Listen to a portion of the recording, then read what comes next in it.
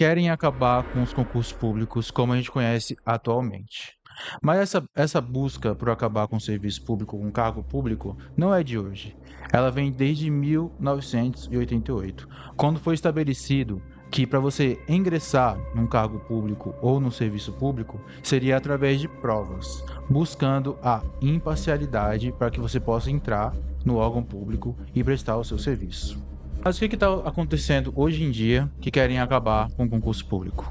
Bom, pessoal, eu não sei se você ouviu falar, mas provavelmente se você aí é concurseiro que acompanha outros canais, além aqui do Alicerce Concurso Online, com certeza você ouviu falar da reforma administrativa. Essa reforma administrativa, que tem como relator o deputado Pedro Paulo, do partido PSD, ela visa fazer algumas mudanças no como você enxerga a administração pública, os cargos públicos, né? Gerou muita polêmica isso ultimamente no Brasil. Ele foi até em alguns portais grandes aí falar que não ia acabar com a estabilidade, que muitos direitos iam ser mantidos. Claro, você olhando assim por cima, à primeira vista, isso não tem nada lá dizendo que vai acabar realmente com a estabilidade. Mas quando você pensa em Brasil, em termos de Brasil e o nosso histórico, você tem que pensar muito bem sobre essa reforma administrativa, tá bom? Não vou levantar todos os pontos aqui com vocês, eu vou deixar alguns vídeos aqui caso você queira se informar completamente com professores de legislação, tá? Mas eu vou falar sobre alguns pontos específicos que pode tornar, caso passe nessa reforma administrativa, possa tornar o serviço público cada vez mais precarizado, tá? Eu vou mostrar para vocês agora. Bom, galera, o primeiro ponto que eu queria esclarecer com vocês. O deputado Pedro Paulo, que é o relator desta PEC da reforma administrativa, ele quer acabar com a estabilidade eterna, vamos dizer assim, do servidor público. Ele quer deixar uma estabilidade de apenas 10 anos. Ele deu uma entrevista, que eu vou ler aqui um trechinho com vocês. Ele deu uma entrevista para a Band, e eu estou pegando aqui do site do Que Concursos para ler para vocês o que ele fala sobre a estabilidade de 10 anos. Abre aspas. Não será estabilidade total, por tempo indeterminado, porque existem determinadas funções que são eminentes de Estado, mas que, por exemplo, em um planejamento de RH, não exige a permanência daquele trabalhador por 35 anos ou por 70 anos na folha. Qual é o problema de ter uma regra de contratação em que esse servidor, nesse período, conte com uma estabilidade, com a proteção previdenciária, mas cuja regra seja de 10 anos?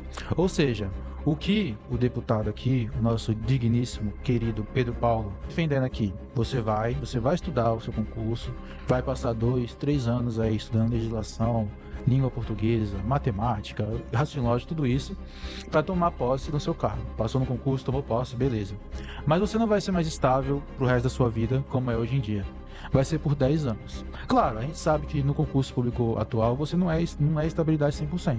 Se você cometer algum crime contra a administração pública, alguma coisa, você pode ser demitido, entre aspas, da administração pública.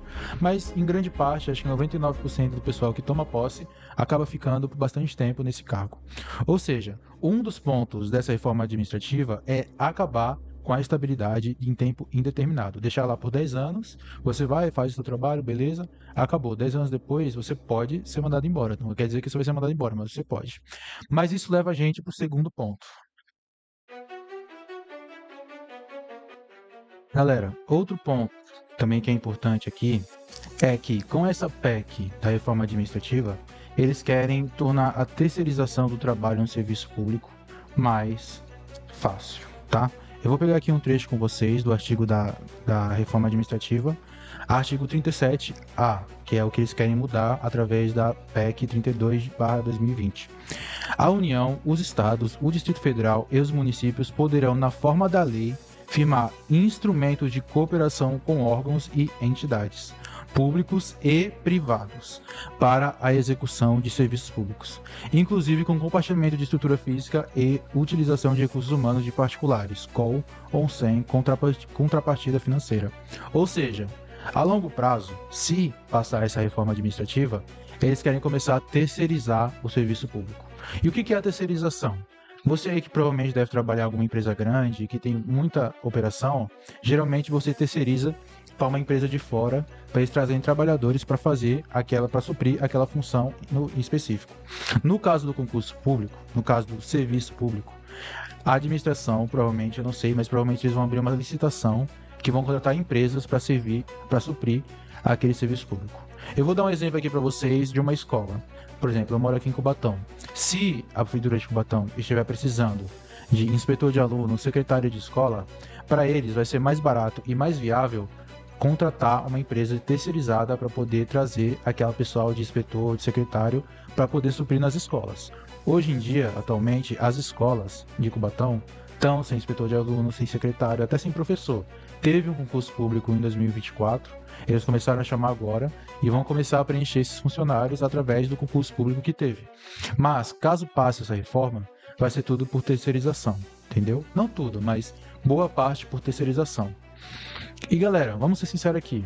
Eu tenho um ditado que eu falo assim, eu sou técnico de segurança. Eu já fui em muitas empresas em que quando aquela parte era terceirizada, ela era muito precarizada, tá bom? Ou seja, eu tenho uma frase que diz assim, terceirização é precarização. Por quê?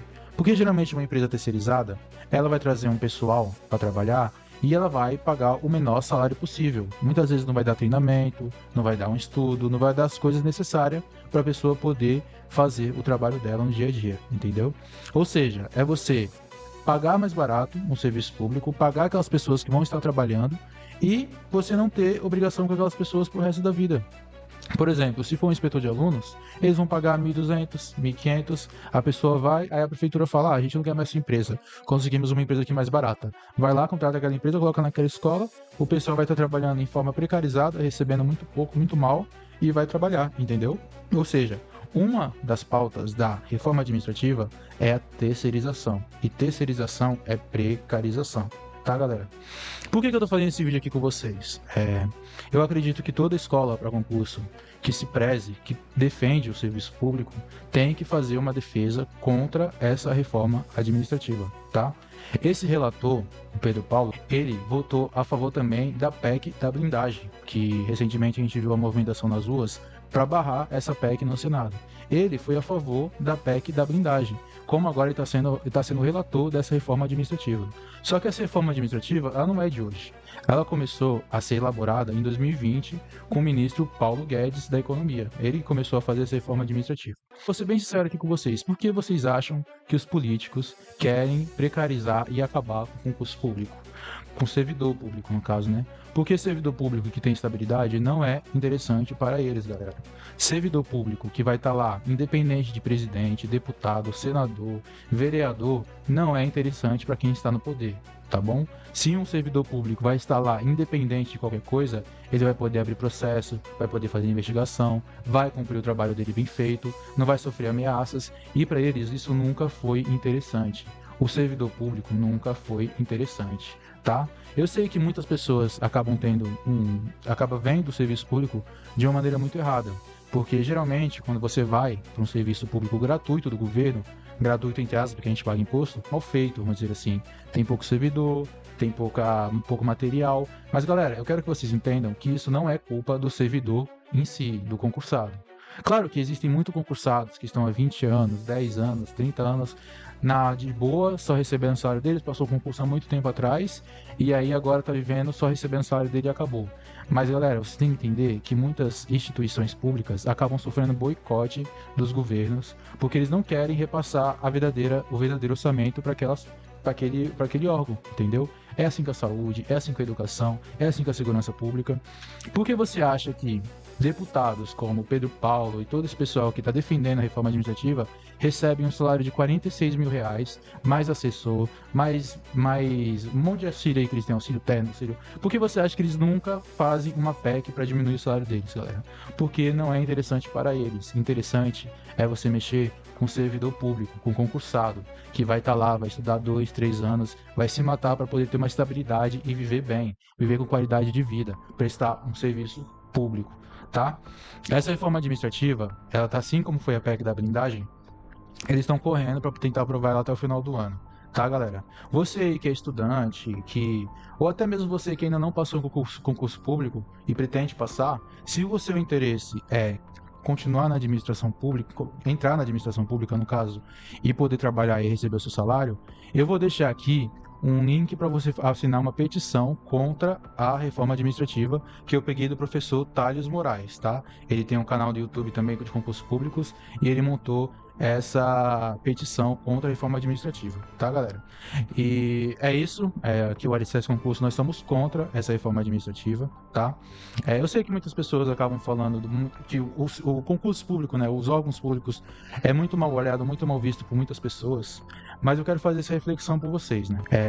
O serviço público, assim como o serviço privado, você vai acabar trabalhando para receber o seu dinheiro, né? Claro, se você tivesse um setor privado pungente aqui no Brasil, com certeza as pessoas não procurariam o cargo público. Por quê? No setor privado, você não tem a garantia de que você vai viver ali e receber seu salário pro resto da vida. Quando você está no setor privado, você acaba tendo insegurança e incerteza todos os dias. Por isso que muitas pessoas correm para o setor público, para ter a segurança, para ter a estabilidade, para fazer planos e tudo mais. Só que aqui no Brasil, os políticos, eles são contra todos os tipos de regime, tá? Tanto o privado quanto o público. Se eles fossem a favor de um Brasil grande, um Brasil pujante, eles iriam pensar nos dois lados, tanto no privado quanto no público. Atualmente, existe o fim da escala 6x1, que é o quê? Acabar com essa escala 6x1, que tira muitos trabalhadores de casa e faz eles trabalharem exaustivamente e terem só um dia de folga.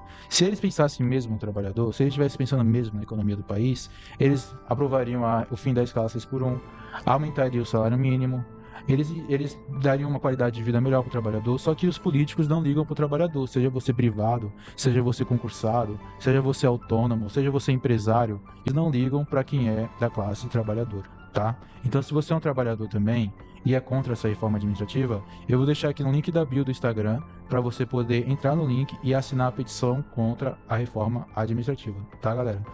Vamos juntos nessa e até a próxima.